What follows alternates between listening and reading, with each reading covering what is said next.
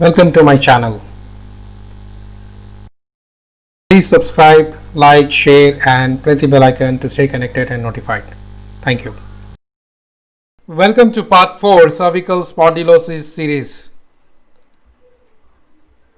If the symptoms like severe pain, tingling sensation or numbness in the shoulder, arms or legs, loss of bowel or bladder control, then it's recommended to seek medical attention as soon as possible, as this is a medical emergency.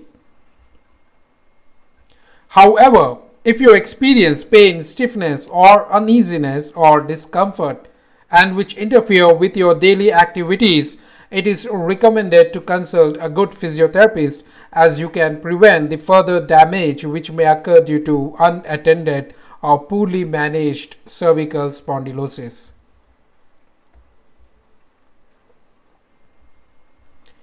In this particular video, we'll explore the treatment of cervical spondylosis at initial stages where it can be manageable without surgery. So let's begin the video. In most cases, cervical spondylosis treatment are conservative and non-surgical. During flare-up period, the pain may be quite bad, and it's recommended you need to take rest for a day or so, but gently exercise the neck as soon as you're able to do so. The goal is you should not let it stiffen up. What exercise you should do in those initial days? Gradually try to increase the range of motion in the neck. Every few hours, gently move the neck in each directions, the normal directions of the neck. Also incorporate the shoulder movement. So first exercise is chin tucking. Sit in a relaxed position and then keep your back straight, neck straight, look forward and do the chin tucking. This is how you have to do the chin tucking. This movement is just like making a double chin. Hold for 5 seconds and release slowly. Now do the other movements of the neck, that is flexion, nothing but forward bending of the head.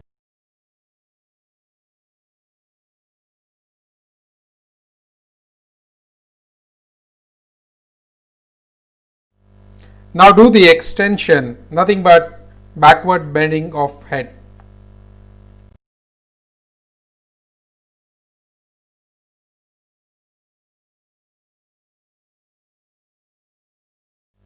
Now do the lateral flexion, that is nothing but side bending of the head on both right and left side.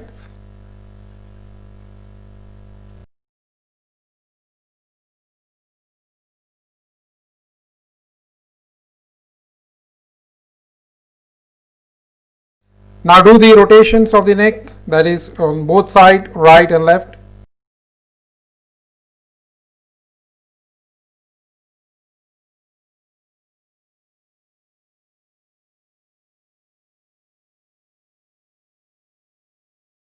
Now do the shoulder rolls. First do forward shoulder rolls in this way, and now do the backward shoulder rolls. Now do these two other variants of shoulder movements. First do forward movement and now do similarly towards backward.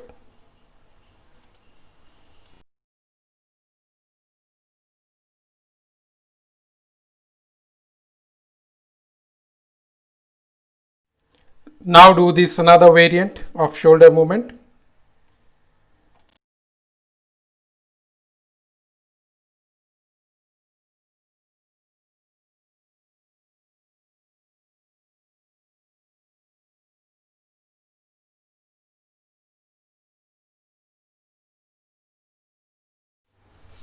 Now lastly do the shoulder shrugging movement.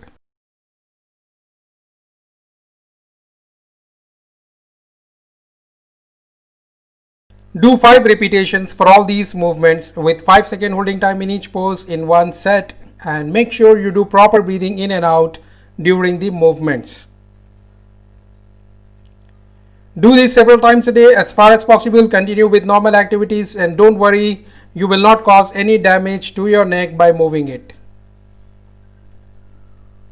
Wear a soft neck brace or soft neck collar to get temporary relief. However, you shouldn't wear a neck brace or neck collar for a long period of time because it can make your neck muscles weaker.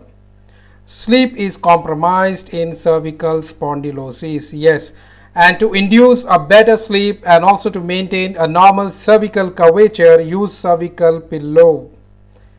As proper sleep is important for many physiological functions and to also participate in physiotherapy sessions. IFT or TENS unit or simply the heating pad can be used for the quick pain relief occurs due to muscle soreness. Patient with radicular pain. What is radicular pain? A radicular pain is nothing but a pain which occurs due to the nerve, spinal nerve get compressed or inflamed, pinched due to the consequences or complications of the cervical spondylosis, and it is characterized by traveling down the upper limb. The first goal is to reduce the pain and inflammation.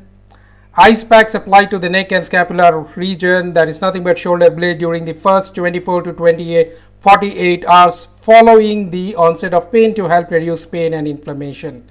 So ice packs 24 to 48 hours on the onset following the onset of pain, and this will be very good to help reduce pain and inflammation. Then follow by moist heat. Moist heat can be used after this period of time to help the surrounding muscles relax. IFT or TENS unit can also be helpful in relieving pain, and not to forget cervical brace, cervical soft collar, cervical pillow should be used. Secondly, your physiotherapist shall apply cervical traction. Pull off resistance bands in the traction, as you can see here, how it will affect and the gravity. These are the forces which acts on the cervical traction to elevate the spinal cord or nerve root compression that occurs due to disc bulge or herniated disc or bone spurs. Remember, cervical traction should be taken place under qualified physiotherapist only.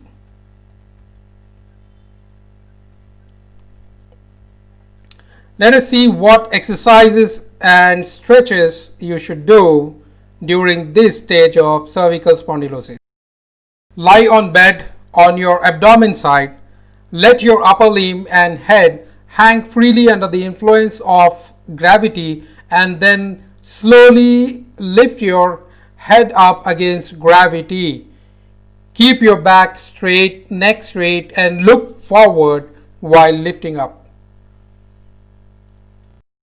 Next one is maintain the same position but lift your head up while slightly rotating towards right side, and repeat the same on left side as well.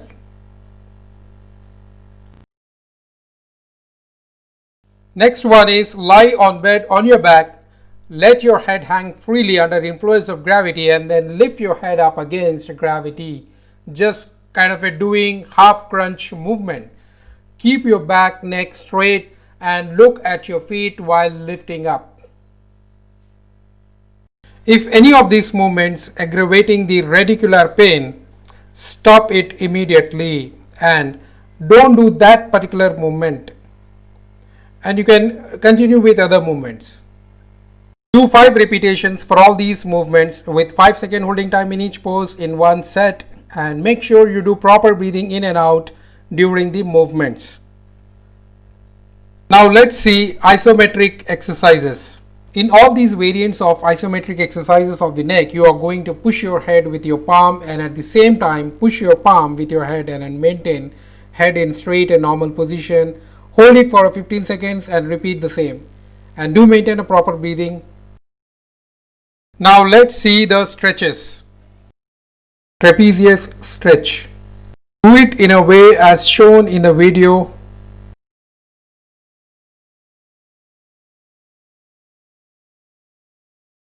Now do the levator scapulae stretch. Do it as shown in the video. Anterior muscle stretch. Do it as shown in the video. To know about do's and don'ts, please watch last part of the series, part 5, cervical spondylosis series.